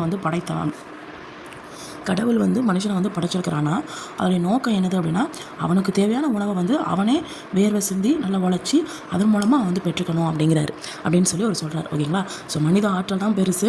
மனிதன் வந்து அவனுக்கு தேவையான உணவை அவனே உழைச்சி சம்பாதிச்சு அதுக்கப்புறம் அவன் சாப்பிடணும் அப்படின்னு நினைக்கிறாங்க. இந்த மிஷின் அப்படிங்கிற விஷயத்த கொண்டு வர வேண்டாம் அப்படின்னு நினைக்கிறாரு. ஸோ அப்போ மனித உழைப்பு அப்படிங்கிறது வந்து உடல் உழைப்பு தான் அப்படின்னு சொல்லி அவர் சொல்கிறார். உடல் உழைப்பு அப்படிங்கிறத பற்றி சொல்கிறார். ஓகேங்களா, ஸோ நெக்ஸ்ட் வந்து பார்த்திங்கன்னா அறக்கட்டளை கோட்பாடு அப்படின்னு சொல்கிறாங்க. ஸோ இப்போ அந்த அறக்கட்டளை கோட்பாடு அப்படின்னா என்னது அப்படின்னா, இப்போ இருக்கக்கூடிய முதலாளித்துவ முறை இருக்குல்ல, அதை வந்து மாற்றி சமத்துவ சமூகத்தை வந்து உருவாக்கணும்.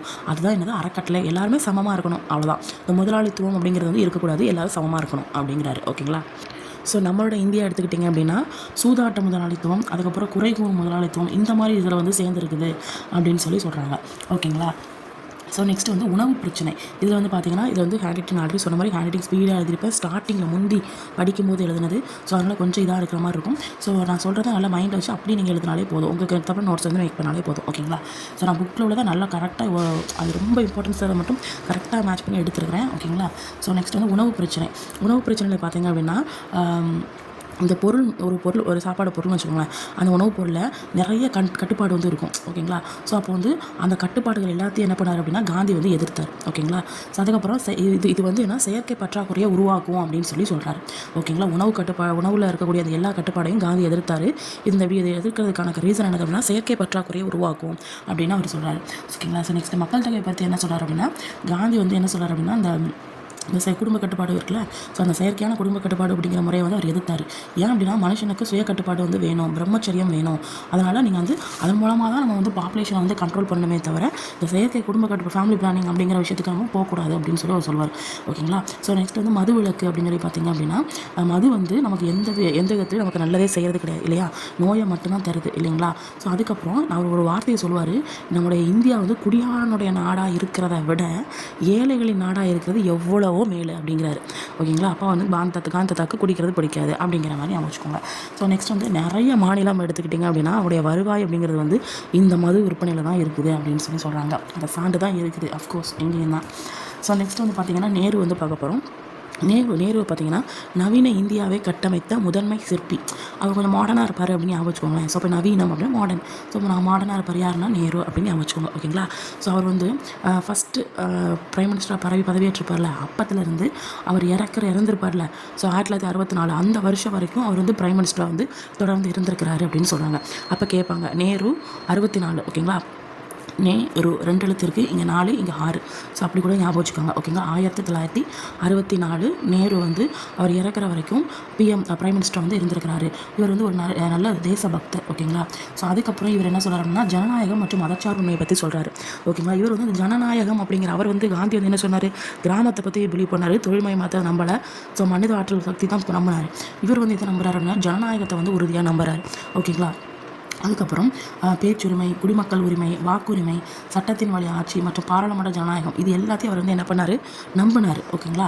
ஸோ அதுக்கப்புறம் மதச்சார்பின்மை அப்படிங்கிறது வந்து இந்தியாவுக்கு வந்து நேரு கொடுத்த ஒரு மிகப்பெரிய பங்களிப்பு அப்படின்னு சொல்கிறாங்க. ஓகேங்களா. ஸோ நம்மளுடைய இந்தியாவில் வந்து பார்த்திங்கன்னா ஹிந்து, முஸ்லீம், கிறிஸ்டின், புத்தர், அப்புறம் சைன மதம், சௌராஷ்டிரிய மதம், சீக்கிய மதம் எல்லா மதமும் இருக்குது இல்லைங்களா. இதில் மதச்சார்பின்மை அப்படின்னா என்னென்னா எல்லா மதத்துக்கும் சமமான மரியாதை கொடுக்கணும். ஸோ அப்போ அந்த மதச்சார்பின்மை, ஜனநாயகம், பேச்சுரிமை, குடிமக்கள் உரிமை, வாக்குரிமை இது எல்லாத்தையும் யார் பிலீவ் பண்ணுறாரு, நம்ம நேரு வந்து பிலீவ் பண்ணுறாரு. ஓகேங்களா. ஸோ நெக்ஸ்ட் வந்து பார்த்திங்கன்னா திட்டமிடுதல். ஸோ அந்த திட்டமிடுதல் அப்படிங்கிறத வந்து அறிமுகப்படுத்தினது யார் அப்படின்னா நம்ம நேரு தான். நேரு வந்து நல்லா பிளான் போடுவார், நல்லா மாடர்னாக இருப்பார் அப்படின்னு ஞாபகம். ஓகேங்களா. ஸோ இவர் அந்த நாட்டுக்கு வந்து எது வந்து அவசியம் அப்படின்னா திட்டமிடுதல் அப்படிங்கிறது வந்து ரொம்ப அவசியம் அப்படின்னு சொல்கிறார். அப்போ பிளானிங் அப்படின்னா நமக்கு நேரு. ஓகேங்களா. ஜனநாயகம், பேச்சுரிமை, குடியுரிமை இது மாதிரி இருந்தாலும் உங்களுக்கு நேரு. ஓகேங்களா. ஸோ அதுக்கப்புறம் பார்த்திங்க அப்படின்னா 1956. ஓகேங்களா. ஸோ 56 அங்கே வந்து என்ன சொன்னோம், நேரு வந்து 1964 அவர் இறக்குற வரைக்கும் பிரைம் மினிஸ்டராக வந்து இருந்தாருன்னு சொன்னோம். ஓகேங்களா. ஸோ 1956 மே மாதம் 2வது ஐந்தாண்டு திட்டம் இருந்துச்சா. ஸோ அவருடைய கருப்பொருள் என்னது அப்படின்னா திட்டமிடுதலின் சாரம் அப்படிங்கிறது வந்து மனித சக்தி, வளங்கள், பணம் இவற்றை சிறந்த வழிகளில் பயன்படுத்துறது. ஓகேங்களா. ஸோ அப்போ வந்து 2வது ஐந்தாண்டு திட்டம் அப்படிங்கிறது 5/6/1956 மே மாதம் 2வது ஐந்தாண்டு திட்டம். ஸோ இதில் வந்து என்ன சொல்கிறாங்க அப்படின்னா மனித வளங்கள், பணம் இதை வந்து கரெக்டாக நீங்கள் யூஸ் பண்ணணும். ஓகேங்களா. ஸோ சிறந்த வழிகளில் பயன்படுத்தணும், இதுதான் அதோடைய கருப்பொருளாக இருந்துச்சு. ஓகேங்களா. திட்டமிடுதலின் சாரம் அப்படிங்கிறது பற்றி சொல்லியிருக்காங்க. ஓகேங்களா. அப்போ திட்டமிடுதல் எதுக்காக வந்திருக்கோம்னா நேரு வந்து திட்டமிடுதல் அப்படிங்கிற ஒரு விஷயத்தை வந்து சொல்கிறாரு. அது மட்டும் இல்லாமல் ஒரு நாடு வந்து முன்னேற்றம் அடையணும்னா அந்த திட்டமிடுதல் அப்படிங்கிறது அவசியம் அப்படின்னு சொல்கிறாங்க. ஓகேங்களா. ஸோ அந்த திட்டமிடுதல் அப்படிங்கிறது வந்து தொழில்மயமாதலோடு தொடர்புடையது அப்படின்னு சொல்கிறாங்க. ஓகேங்களா. ஸோ இப்போ வந்து அறிவியல் ஆராய்ச்சி, தொழில்நுட்பம், அதுக்கப்புறம் தொழில் வளர்ச்சி இது எல்லாத்துலேயுமே திட்டமிடுதல் அப்படிங்கிறது இம்பார்ட்டன்ட். வடிவேல் சொன்ன மாதிரி பிளான் பண்ணி பண்ணணும் அப்படின்னு சொல்லுவாங்க. ஸோ அது மாதிரி பிளானிங் இஸ் இம்பார்ட்டன்ட் அப்படின்னு சொல்கிறாங்க.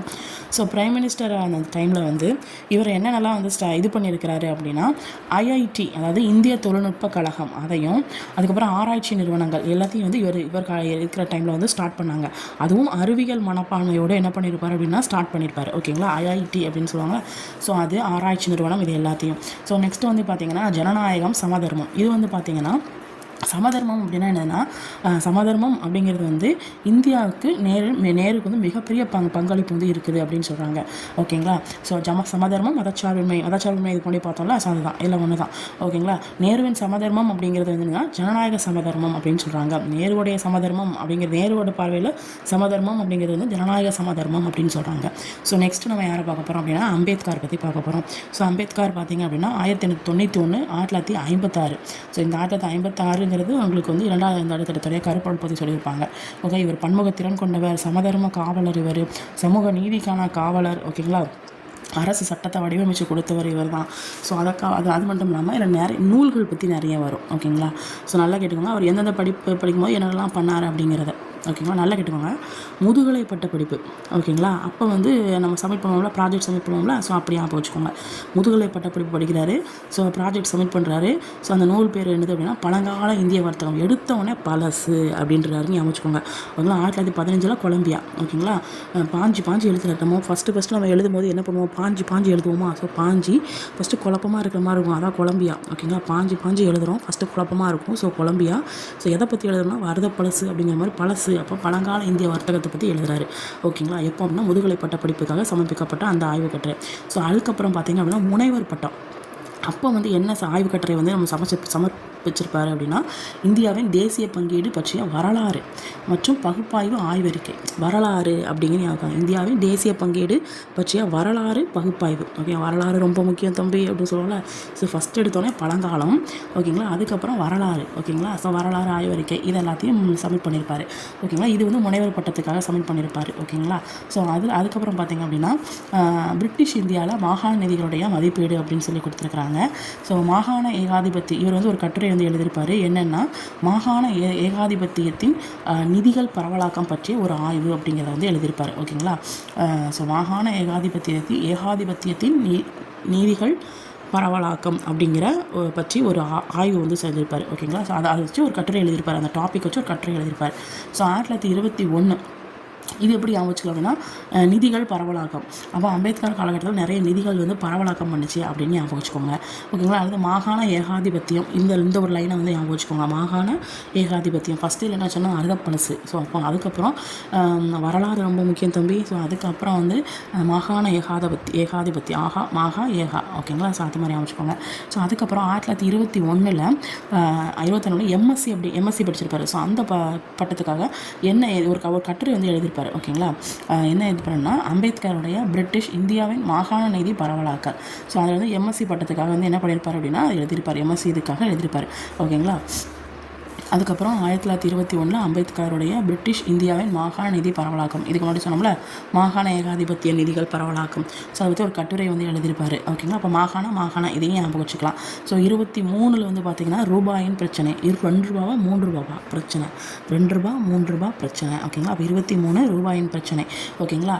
ஸோ இந்த ஆய்வறிக்கை வந்து எப்போ வந்து வராங்கன்னா டிஎஸ்சி இந்த இது பண்ணனால. ஸோ அதுக்கப்புறம் இவருக்கு வந்து டிஎஸ்சி அப்படிங்கிற பட்டம் வந்து என்ன பண்ணாங்க கொடுத்தாங்க. ஓகேங்களா. ஸோ லண்டனில். ஓகேங்களா. லண்டன் பொருளாதார பள்ளியில் டிஎஸ்சி அப்படிங்கிற பட்டம் வந்து இவங்களுக்கு வந்து கொடுத்தாங்க. ஓகேங்களா. ஸோ அதுக்கப்புறம் பார்த்திங்கன்னா இதில் என்னெல்லாம் சொன்னோம் ஃபஸ்ட்டு வந்து பழங்காலம் பாஞ்சு எழுதுகிறோம். குழம்பி போயிருக்கோம். கொலம்பியா 15. ஸோ அதுக்கப்புறம் என்னது பார்த்தோம் அப்படின்னா வரலாறு ரொம்ப முக்கியம் தம்பி. ஸோ தேசிய பங்கீடு மற்றும் வரலாறு ஆய்வறிக்கை. ஓகேங்களா. அப்புறம் இந்த மாகாண ஏகாதிபத்தியம் நிதிகள் பரவலாக்கம். ஸோ அதுக்கப்புறம் 2 ரூபா 3 ரூபா ரூபாய் பிரச்சனை. ஓகேங்களா. ஸோ இதெல்லாம் பார்த்தோம். முதுகலை பட்டம், முனைவர் பட்டம், அதுக்கப்புறம் அந்த எம்எஸ்சி பட்டம், அப்புறம் டிஎஸ்சி பட்டம். ஓகேங்களா. ஸோ நெக்ஸ்ட் வந்து இந்தியா ரிசர்வ் பேங்க் வந்து அம்பேத்கருடைய நூலான அந்த ரூபாயின் பிரச்சனை இருக்குல்ல, ரூபாயின் பிரச்சனைகள் அதன் தோற்றமும் அமைதியும். இதில் வந்து ஒரு 4 கருத்துக்கள் வந்து பொருளாதாரத்தை பற்றி சொல்லியிருப்பார். ஓகேங்களா. ஸோ இதில் வந்து பார்த்திங்கன்னா நிதி பொருளாதாரத்தை பார்த்திங்க அப்படின்னா மோஸ்ட்லி 1913-23 இந்த காலகட்டத்தில் வெளிநாட்டிலேருந்து என்ன பண்ணியிருப்பார் அப்படின்னா நிறைய நூல்களை வந்து வெளிநாட்டிலேருந்து என்ன பண்ணியிருப்பார் ரிலீஸ் பண்ணியிருப்பாரு அப்படின்னு சொல்கிறாங்க. ஸோ நெக்ஸ்ட் வந்துன்னா மாகாண நிதி பெருக்கம் 3 நிலையாக இருக்குது. ஒன்று ஒப்படைப்பு, இன்னொன்று ஒதுக்கீடு, இன்னொன்று வருவாய். ஓகேங்களா. எல்லாத்தையும் வரவு செலவு திட்டம் வரும். ஓகேங்களா. ஒப்படைப்பு, ஒதுக்கீடு, இன்னொன்று வருவாய். ஓகேங்களா. 71 to 72, 76 to 77, 70s ஞாபகம் வச்சுக்கோங்க. 70s. ஓகேங்களா. 80s கிட்ஸ் இல்லை, 90s கிட்ஸ் இல்லை, 70s கிட்ஸ். ஓகேங்களா. ஸோ 71, 72, 76, 77, 77, 78, அதுக்கப்புறம் 81, 82, 82, 83, 1920 1921 ஓகேங்களா. 90s வந்து வரைக்கும் 70ஸ்லேருந்து 90s வரைக்கும் இருக்குது ஓகேங்களா. ஸோ நெக்ஸ்ட் வந்து பார்த்தீங்கன்னா வேளாண்மை பொருளாதாரம். இதில் வந்து பார்த்தீங்கன்னா அம்பேத்கர் வந்து ஒரு கட்டுரை வந்து எழுதியிருப்பார். என்ன எழுதியிருப்பார் அப்படின்னா இந்தியாவில் குறைந்த நிலவுடைமை மற்றும் தீர்வுகள். இது எப்படி ஞாபகம் வச்சுக்கலாம்னா அம்பேத்கர் வந்து இந்தியாவுக்கு வந்தோடனே என்னடா நிலம் கம்மியாக இருக்கே அப்படின்னு அப்படின்னு சொல்கிறாரு ஞாபகம் வச்சுக்கோங்க ஓகேங்களா. ஸோ இப்போ குறைந்த நிலவுடைமை மற்றும் தீர்வுகள் ஓகேங்களா. வேளாண்மைன்னு சொல்லி பார்க்க போகிறாரு. அப்போ வந்து குறைந்த நிலவுடைமை மற்றும் தீர்வுகள் இதை பற்றி ஒரு கட்டுரை எழுதியிருக்கிறாரு. ஆடம் ஸ்மித் வந்து என்ன சொல்லியிருக்காரு அப்படின்னா ஆடிக்கிட்டே சொல்லியிருக்காரு. என்ன சொல்லியிருக்காருன்னு பார்க்கலாமா. நாடுகளின் செல்வத்தை போல அப்படின்னு சொல்லி அது ஒரு ஆடிக்கிட்டே சொல்லியிருக்காரு. செல்வம் வந்து உங்கள் கையில் வந்து என்ன பண்ணுவீங்க, டான்ஸ் ஆடுவீங்களா. அப்போ செல்வம் ஆடம் ஓகேங்களா. ஸோ நிலவுடைமை ஒருங்கிணைப்பு மற்றும் நிலவுடைமை விரிவாக்கம் இந்த ரெண்டுக்குமே வேறுபாடு வந்து இருக்குது அப்படின்னு சொல்கிறாரு. நிலவுடைமை ஒருங்கிணைப்புக்கும் நிலவுடைமை விரிவாக்கத்துக்கும் வேறுபாடு இருக்குதுன்னு சொல்கிறாரு. நிலவுடைமை ஒருங்கிணைப்புக்கும் நிலவுடைமை விரிவாக்கத்துக்கும் வேறுபாடு இருக்குது அப்படின்னு சொல்கிறாரு. நாடுகளின் செல்வத்தை போல் அப்படின்னு சொல்லி ஒரு கட்டுரை வந்து எழுதுறாரு. ஆடிக்கிட்டே சொல்கிறாரு. அதான் ஆடம் ஸ்மித் ஓகேங்களா. ஸோ குறைந்த நிலவுடைமை இருக்குது தீர்வுகள் இருக்குதுன்னு சொன்னது யார் அப்படின்னா அம்பேத்கர். ஸோ நெக்ஸ்ட் வந்து சமூக நீதி பொருளாதாரத்தில் படி பார்த்தீங்க அப்படின்னா அம்பேத்கர் என்ன நம்புறாரு அப்படின்னா சாதி அப்படிங்கிறது ஒரு மிகப்பெரிய தடையாக இருக்குதுன்னு சொல்கிறாரு. இந்த சாதி சமூக பிரிவினைக்கு வந்து வழிவகுக்குதுன்னு சொல்கிறாங்க. இந்த சாதிய முறை அப்படிங்கிறது வந்து சமூக தட்டுப்பாட்டுக்கு காரணமாக இருக்குது அப்படின்னு சொல்கிறாங்க. ஸோ இந்த சாதி முறை அரசியல் ஜனநாயகம் அதுக்கப்புறம் ஜனநாயகத்தை விடவும் சமூக ஜனநாயகத்தை அமைத்தால் தோல்வி அடைந்திருக்குது அப்படின்னு சொல்கிறாங்க. ஸோ இந்த லைன் வேண்டாம் ஓகேங்களா. ஸோ நெக்ஸ்ட் வந்து என்னது அப்படின்னா சமதர்ம பொருளாதாரம். ஸோ இதில் வந்து அம்பேத்கர் அப்படிங்கிறவர் வந்து சமதர்மவாதி ஓகேங்களா. ஸோ முக்கிய தொழில்களையும் நாட்டுடைமை ஆக்க வேண்டும் அப்படின்னு சொல்லி நினைக்கிறேன். நிறைய இம்பார்ட்டன்ஸ் தொழிலெலாம் இருக்குல்ல அது எல்லாத்தையும் நம்ம நாட்டுடைமை ஆக்கணும். அந்த இதை வந்து அரசை நிர்வகிக்கணும், கூட்டு வேளாண்மை நடத்தணும் அப்படின்னு சொல்லி அவர் சொல்வார். அம்பேத்கர் என்ன சொல்வார், ஃபஸ்ட்டு பாயிண்ட் என்னன்னா தொழில்களை எல்லா தொழில்களையும் வந்து நாட்டுடைமை ஆக்கணும்னு சொல்லுவார். ஸோ அது கவர்மெண்ட்டே வந்து அதை வந்து செய்யணும், நிர்வகிக்கணும், அதுக்கப்புறம் கூட்டு வேளாண்மை நடத்தணும் அப்படின்னு சொல்லுவார் ஓகேங்களா. அது மட்டும் இல்லாமல் அரசே காப்பீடு கொடுப்பாங்கள்ல. ஸோ அது வந்து அந்த வணிகம் வந்து செய்யணும் அப்படின்னு சொல்லி அவங்க சொல்கிறாரு. இது எல்லாமே வந்து அம்பேத்கர் கவர்மெண்ட் பண்ணணும்ப்பா எல்லாமே அப்படின்னு சொல்லி மக்கள் தனியார் கிட்ட போயிடுச்சுன்னா அவ்வளோதான் அப்படிங்கிற மாதிரி ஓகேங்களா. எல்லாருமே கட்டாயமாக காப்பீடு வசதி வந்து வேண்டும் அப்படின்னு சொல்லி அவர் சொல்கிறாரு ஓகேங்களா. அப்போ காப்பீடுனாலும் அம்பேத்கர் ஓகேங்களா. ஸோ இவர் வந்து ஒரு பொருளியல் அறிஞரும் கூட. நெக்ஸ்ட் வந்து பார்த்தீங்கன்னா ஜேசி குமரப்பா, ஜோசப் செல்லத்துறை ஓகேங்களா. ஸோ இவர் வந்து தஞ்சாவூரில் ஓகேங்களா. தஞ்சாவூர் குமரா ஓகேங்களா. தஞ்சாவூர் குமரா தமிழ்நாட்டில் தஞ்சாவூரில் ஜேசி 2 எழுத்து இருக்கா. ஸோ 2 ஓகேங்களா. ஸோ ஜனவரி வந்து 1 இது வந்து 4 ஓகேங்களா. ஜனவரி 4 வந்து பிறந்திருப்பார். 1892 ஜனவரி 4 ஜேசி குமரப்பா, ஜோசப் செல்லத்துறை குமரப்பா ஓகேங்களா. தஞ்சாவூர் மாவட்டம் ஓகேங்களா. இவரும் வந்து என்ன பண்ணுவார், இந்த காந்தியம் அப்படிங்கிற ஒரு இதில் தான் ஃபாலோ பண்ணுவார் ஓகேங்களா. கிராம பொருளாதார முன்னேற்ற கொள்கையின் முன்னேடி அப்படிங்கிறாரு. அது நம்ம காந்தியை வந்து சொல்கிறாருல கிராமம் தான் எப்போவுமே பெஸ்ட்டு அப்படின்னு சொல்கிறாருல. ஸோ அதை தான் இவரும் சொல்கிறாரு ஓகேங்களா. இவருடைய பொருளாதார கருத்துக்கள் எல்லாமே மேக்ஸிமம் காந்தியம் அப்படிங்கிறத பற்றியே தான் பேஸ் பண்ணியிருக்கும் ஓகேங்களா. அப்போ ஜேசி குமரப்பா வந்து காந்தியம் அப்படிங்கிறத தான் ஃபாலோ பண்ணுவார் ஓகேங்களா. இவருக்கு காந்திய பொருளாதாரம் அப்படிங்கிற கருத்தை உருவாக்குனது நம்ம குமரா தான், முருகர் தான் ஓகேங்களா. ஸோ காந்திய பொருளாதாரத்தை வந்து அவர் ஆதரிச்சார். என்னென்னா கிராம தொழில்கள், கிராமத்தில் சம்மந்தமாக கிராமம், இது எல்லாமே கிராமம் காந்தி என்ன சொல்கிறாரோ அதே மாதிரி இவர் என்ன பண்ணார், ஃபாலோ பண்ணார். காந்திய பொருளாதாரம் அப்படின்னு சொல்கிறாங்க. ஸோ நெக்ஸ்ட் வந்து பார்த்திங்கன்னா அது மட்டும் இல்லாமல் அவருடைய கோட்பாடு வந்து எப்படி இருக்குன்னா கிறிஸ்டின், ஏன்னா அவர் கிறிஸ்துவங்கிறதுனால கிறிஸ்துவ மற்றும் காந்திய மதிப்புகளை உள்ளடக்கி இருந்துச்சு ஓகேங்களா. ஸோ நெக்ஸ்ட் வந்து பார்த்திங்க அப்படின்னா காந்தியும் குமரப்பாவும் ஓகேங்களா மனிதனுடைய பொருளாதார தேவைகளை வந்து நிறைவேற்றுவேன். மனிதர் இப்போ நான் இருக்கேன் அப்படின்னா என்னோடய பொருளாதார தேவைகளை நிறைவேற்றணும் அப்படின்னா சமூக பொருளாதார பிரச்சனை, அப்புறம் வேலையின்மை, வறுமை, ஆதரவற்ற நிலை, இது எல்லாமே முதல்ல போகணும் அப்படி தானே. ஸோ இது எல்லாமே போனால் தான் ஒரு மனுஷன் வந்து நல்லா இருக்க முடியும் ஓகேங்களா. ஸோ அதுக்கப்புறம் குமரப்பா சொல்லி பார்த்தீங்க அப்படின்னா உப்பு சத்தியாகிரகத்தில் இருக்கும்போது யங் இந்தியா அப்படிங்கிற பத்திரிக்கையில் பணியாற்றிக்கிட்டு இருப்பார் ஓகேங்களா. பணியாற்றி கொண்டே நம்மளுடைய அகமதாபாத்தில் குஜராத் அப்படிங்கிற இடத்துல வந்து வித்யா அப்படிங்கிற படத்தில் வந்து பொருளாதார பேராசிரியராக வந்து என்ன பண்ணியிருப்பார் அப்படின்னா பணியாற்றிருப்பார் ஓகேங்களா. அப்போ குமரன் வந்து யங்காக இருப்பாருன்னு யோசிச்சுக்கோங்க ஓகேங்களா. ஸோ வித்யா அப்படிங்கிற ஒரு பொண்ணு ஃப்ரெண்டாக இருக்குது அப்படி யோசிச்சுக்கலாம் ஓகேங்களா. அப்படிங்கிற படத்தில் பொருளாதார பேராசிரியராக வந்து என்ன பண்ணியிருப்பார், பணியாற்றிருப்பார். ஸோ அதுக்கப்புறம் வந்து அனைத்திந்திய கிராம தொழில் கழகம் எப்போது உருவாக்கப்படுது, கிராமம் 3 இருக்கா ஓகேங்களா. ராம ஓகேங்களா. ஸோ 3 இருக்குது. ஸோ 5 மட்டும் யோசிச்சுக்கோங்க ஓகேங்களா. ஸோ அப்போ வந்து அனைத்திந்திய கிராம தொழில் கழகம் எப்போது உருவாக்கப்பட்டது அப்படின்னா 35 ஓகேங்களா. 35 வயசில் வந்து அனைத்திந்திய கிராம தொழில் கழகம் வந்து உருவாக்கப்பட்டுச்சு. ஸோ அதுக்கப்புறம் வந்து இவர் வந்து வெள்ளையனே வெளியேறிய டைமில் வந்து பார்த்திங்கன்னா 1 வருஷத்துக்கு மேலேயே வந்து என்ன பண்ணார், சிறையில் வந்து இருந்தார் அப்படின்னு சொல்கிறாங்க. ஸோ அதுக்கப்புறம் வந்து இவருடைய இதில் வந்து கண்டிப்பாக பொருளாதாரம் பற்றி ஒரு இயேசுவ சம்மந்தமாக, ஏன்னா அவர் கிறிஸ்டின்ல, ஸோ அதனால் ஸோ அப்போ நிலைத்த பொருளாதாரம் இயேசுவின் வழிமுறைகள் 1945 வந்து இது பண்ணியிருப்பார். ஸோ அதே 1945 கிறிஸ்துவ பொருளாதாரம் வாழ்க்கை முறை, அப்போ கிறிஸ்டின் சம்மந்தமாகவும் பொருளாதாரம் சம்மந்தமாகவும் ரெண்டையும் சம்மந்தமாக என்ன பண்ணியிருப்பார் அப்படின்னா எழுதியிருப்பார். ஓகேங்களா. 1945 இங்கே அனைத்து இந்திய கிராம தொழிலுங்கிறது வந்து உங்களுக்கு வந்து 35 45 குமரப்பா. ஓகேங்களா. ஸோ அதுக்கப்புறம் பார்த்திங்கன்னா குமரப்பா வந்து 30-40 இந்த காலகட்டத்திலேயே இந்த 30லேருந்து 40க்குள்ளேயே அவர் வந்து நிறைய புக் வந்து எழுதியிருப்பார். ஓகேங்களா. அதுக்கப்புறம் வந்து அதில் வந்து காந்தியத்தை தான் ஃபாலோ பண்ணி எழுதியிருப்பார். அது மட்டும் இல்லாமல் சுற்றுப்புற சூழலியல் குறித்த கோட்பாடையும் வந்து எழுதியிருப்பார். ஓகேங்களா. ஸோ அதுக்கப்புறம் இந்த மாதிரி இருக்கிறதுனால இவர் காந்தியே ஃபாலோ பண்ணுறதுனால இவர் வந்து என்ன சொல்கிறாங்க, பச்சை காந்தின்னு சொல்கிறாங்க. யார் சொல்கிறா அப்படின்னா ராமச்சந்திர குஹா. ஓகேங்களா. ஸோ இவர் வந்து ஒரு வரலாற்று ஆய்வாளர். இவர் வந்து ராமர். ஓகேங்களா. அந்த ராமனே சந்திரனே என்ன பண்ணுறாரு அப்படின்னா ஜேசி குமரப்பாவை நீ பச்சை காந்திப்பா, ஏன்னா காந்தியவே ஃபாலோ பண்ணிட்டு இருக்கலாம், ஸோ பச்சை காந்திப்பா அப்படின்னு சொல்கிறாரு, ஞாபகம் வச்சுக்கோங்க. ஸோ நெக்ஸ்ட் வந்து பார்த்திங்க அப்படின்னா குமரப்பா. ஸோ இதில் வந்து பார்த்திங்கன்னா இந்திய திட்டக்குழு, இந்திய தேசிய காங்கிரஸ் கட்சியிலையும் என்ன பண்ணியிருப்பார், பணியாற்றிருப்பார். ஓகேங்களா. திட்டக்குழுலையும் இவர் தான் வந்து பணியாற்றிருப்பார். ஸோ இந்திய தேசிய காங்கிரஸ் இருக்குல்ல, அதுலேயும் என்ன பண்ணியிருப்பார், பணியாற்றிருப்பார். ஸோ அதுக்கப்புறம் சீனா, கிழக்கு ஐரோப்பா, அதுக்கப்புறம் ஜப்பான், இந்த மாதிரி இதெல்லாம் அரசு முறை பயணம் வந்து போயிருப்பார். கிராம வளர்ச்சி திட்டத்தை வந்து மேற்பார்வை, இந்த கிராமம் தானே இவருக்கு பிடிக்கும், ஸோ காந்தி மாதிரியே. ஸோ அப்போ கிராம வளர்ச்சி திட்டத்தை மேற்பார்வை பண்ணியிருப்பார். ஸோ நெக்ஸ்ட் வந்து பார்த்திங்கன்னா VKRV ராவ். ஓகேங்களா. ஸோ இதில் வந்து பார்த்திங்கன்னா அதுக்கு முன்னாடி PR பிரம்மானந்தா. ஓகேங்களா. அவருடைய கூற்று என்னது அப்படின்னா சுதந்திரத்துக்கு முன்னாடி, ஓகேங்களா, சுதந்திரத்துக்கு முன்னாடியோ இல்லை பின்னாடியோ, ஓகேங்களா, இந்தியாவில் இருக்கக்கூடிய ஒரு தலை சிறந்த பொருளியல் அறிஞர் அப்படின்னு சொல்கிறாங்க. ஸோ அது மட்டும் இல்லாமல் இப்போ இந்த DR காட்கில், அவர் CN காட்கில் வக்கீல், அதுக்கப்புறம் இந்த VKRV அவர்கள், இதில் இவங்க எல்லாமே வந்து ரொம்ப சிறந்த தேர்ந்த எழுத்தாளர்கள் அப்படின்னு சொல்கிறாங்க. காட்கில் வக்கீல், அதுக்கப்புறம் ரால். ஓகேங்களா. ஸோ ஒரு 3 முக்கிய கருத்துக்களை வந்து சொல்கிறாங்க. ஒன்று என்னதுன்னா தேசிய வருமானம், அதுக்கப்புறம் உணவு ஊட்டச்சத்து, அப்புறம் பண்டம் மற்றும் பகிர்வு, இந்த 3 விஷயத்தை வந்து சொல்கிறாங்க. லாஸ்ட் வந்து வேலைவாய்ப்பு மற்றும் தொழில் பகிர்வு. ஓகேங்களா. வேலைவாய்ப்பு மற்றும் தொழில் பகிர்வு இதை பற்றி நமக்கு வந்து சொல்கிறாங்க. ஓகேங்களா. அந்த VKRV அப்படிங்கிறது சொல்கிறாரு. வருமானம், சேலரி வருதுப்பா, சாப்பாடு, உணவு ஊட்டச்சத்துப்பா, பொருள் வாங்குகிறோம், பண்டம் மற்றும் பகிர்வுப்பா, அதுக்கப்புறம் மறுபடியும் வேலைக்கு போகிறோம், வேலைவாய்ப்புப்பா. ஓகேங்களா. ஸோ அதெல்லாம் வந்து நெக்ஸ்ட் வந்து தேசிய வருமான கணக்கீடு. இதுபடி பார்த்திங்க அப்படின்னா ராவ் JM கீன்ஸ் அப்படிங்கிறவர் வந்து சொல்கிறாரு. ஸோ அவர் வந்து என்ன சொல்கிறாருன்னா இவர் ஜஸ்ட் ஒரு மாணவர் மட்டும் கிடையாது, கோலின் கிளார்க் அப்படிங்கிறோடைய அவர் கூட சேர்ந்து என்ன பண்ணியிருப்பார், ஒர்க் பண்ணியிருப்பார், கூட ஒர்க் பண்ணியிருப்பார். ஓகேங்களா. கிளர்க்கு வேலை அப்படின்னு ஞாபகம் வச்சுக்கோங்க, கிளர்க்கு வேலை பார்த்துருப்பாரு அப்படின்னு ஞாபகம் வச்சுக்கோங்க. ஸோ நெக்ஸ்ட் வந்து பார்த்திங்கன்னா HW சிங்கரும் கீன்சின் அப்படிங்கிறவரும் அந்த 2 மாணவர்களை பார்த்திங்க அப்படின்னா ரொம்ப மாணவர்களில் சிறந்தவர்களாக யாரை கருதுறாங்க அப்படின்னா இந்த VKRV அப்படிங்கிறத வந்து கருதுறாங்க. ஓகேங்களா. இதெல்லாம் கேட்க மாட்டாங்க, சும்மா ஜஸ்ட் ஒரு பார்த்துக்கோங்க. ஓகேங்களா.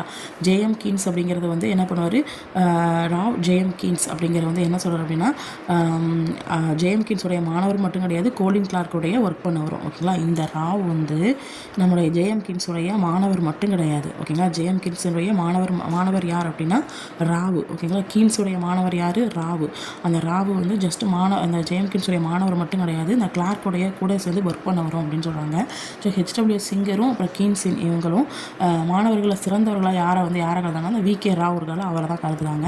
ஸோ அதுக்கு வந்து ராவினுடைய கணக்கீட்டு முறைன்னு சொல்லி பார்த்தீங்க அப்படின்னா வளரும் நாடுகள், குறிப்பாக இந்தியாவுக்கு உகந்த தேசிய வருமான கருத்துக்கள், இதை வந்து சொல்கிறாரு. ஸோ அப்புறம் முன்னேறி கொண்டிருக்கும் பொருளாதார முதலீடு சேமிப்பு, அதை பெருக்கி ஆய்வு செய்யணும் அப்படின்னு சொல்கிறாரு. ஸோ நெக்ஸ்ட் வந்து வளர்ச்சி குன்றிய நாடுகளுடைய தொழில்மயமாக்கல் இருக்குல்ல, அதோடைய விளைவுகளை தேசிய வருவாயை இணைச்சு படிக்கணும் அப்படின்னு சொல்கிறாரு. ஓகேங்களா. இணைச்சு படிக்கணும் அப்படின்னு சொல்கிறாரு. ஓகேங்களா. ஸோ ஃபஸ்ட்டு என்ன சொல்லியிருக்காங்க, வளரும் நாடுகள், அதாவது குறிப்பாக இந்தியா, நம்மளுடைய இந்தியாவில் நம்மளுடைய தேசிய வருமான கருத்துக்கள் இருக்குல்ல, அதை பற்றி நம்ம வந்து கணக்கீடு பண்ணணும். எவ்வளோ வருமானம் வருது அப்படிங்கிறத கணக்கீடு பண்ணணும். ஓகேங்களா. அதுக்கப்புறம் வந்து எவ்வளவு சேமிப்பு, முன்னேறி கொண்டிருக்கக்கூடிய பொருளாதாரத்தில் எவ்வளவு முதலீடு சேமிப்பு, இதை வந்து எவ்வளோ பெருக்கியிருக்காங்க, எவ்வளோ கம்மியாக இருக்கிறத நம்ம ஆய்வு செய்யணும். ஓகேங்களா. ஸோ நெக்ஸ்ட் வந்து தொழில்மயம் அதனுடைய விளைவுகள் இருக்குல்ல, அதையும் தேசிய வருவாயை இணைச்சி படிக்கணும் அப்படின்னு சொல்கிறாங்க. ஓகேங்களா. ஸோ நெக்ஸ்ட் வந்து பார்த்திங்கன்னா ராவினுடைய ஆய்வு கட்டுரை. ஸோ வேலைவாய்ப்பு துறையில் மிக சிறந்த ஒன்று அப்படின்னு சொல்கிறாரு. ஸோ என்ன சொல்கிறாருன்னா முழு வேலைவாய்ப்பும் பொருளாதார முன்னேற்றமும். ஓகேங்களா. இந்த ஆய்வு கட்டுரை எழுதியிருப்பார். மிகச்சிறந்த ஒரு இதுதான் எழுதினா முழு வேலைவாய்ப்பு. இது எப்படி வச்சுக்கா, ராவ். ஓகேங்களா. ராவ் பகலாக உட்காந்து வேலை செய்வோம். ஓகேங்களா. ராவ் பகலாக உட்காந்து முழு வேலையும் செய்வோம், செஞ்சோன்னா பொருளாதாரம் இன்க்ரீஸ் ஆகும். புரிஞ்சுட்டா. ஸோ ராவ் பகலா, அதான் ராவ்னா எனது அந்த ராவ் அப்படிங்கிற ஒருத்தர் வந்து முழுமையாக வேலை செஞ்சால் அப்போ முழு வேலைவாய்ப்பு, பொருளாதார முன்னேற்றம் அடையும். ஸோ பொருளாதார முன்னேற்றம். ஓகேங்களா. அவர் ராப்பகலாக உட்காந்து வேலை பார்க்கணும் அப்படின்னு சொல்கிறாருன்னு ஞாபகம் வச்சுக்கோங்க. ஷார்ட்கட்டாக அவருடைய ஆய்வு கட்டுரையை. ஓகேங்களா. வறுமையை ஒழிக்கணும் அப்படிங்கிற ஒரு இதில் வந்து அவர் வந்து ராவ் வந்து ரொம்ப ஒரு குறிக்கோளாக இருந்தார். நிறைய கொள்கைகளை வந்து வகுத்து கொடுத்தாரு. ஓகேங்களா. ஸோ வறுமையை ஒழிக்கணும் அப்படிங்கிற இதில். ஸோ நெக்ஸ்ட் வந்து பார்த்திங்கன்னா ராவினுடைய பார்வையில் இந்த நம்மளுடைய தொழில்மயமாதல் அப்படிங்கிறது எப்படி இருக்குது அப்படின்னா, அவர் வந்து ஒரு இது எழுதியிருப்பார், ஒரு புக் எழுதியிருப்பார். அதில் என்னது அப்படின்னா, இந்திய பொருளியல் வாழ்வில் என்ன தவறு. ஓகேங்களா. ராவ் பகலாக நம்ம முழு வேலைவாய்ப்பு பண்ணி நம்முடைய பொருளாதாரத்தை முன்னேற்றம் அடைய செய்யணும். என்ன தவறுன்னு வந்ததுனாலே நமக்கு வந்து நம்ம ராவ். ஓகேங்களா. ஸோ நெக்ஸ்ட் வந்து இந்தியாவுடைய தனிநபர் வருமானம் குறைவு இருக்கும், தனிநபருடைய ஊட்டச்சத்து குறைவு இருக்கும். நிறைய காரணங்கள் இருக்குது. அது என்னென்னு பார்க்கலாம்.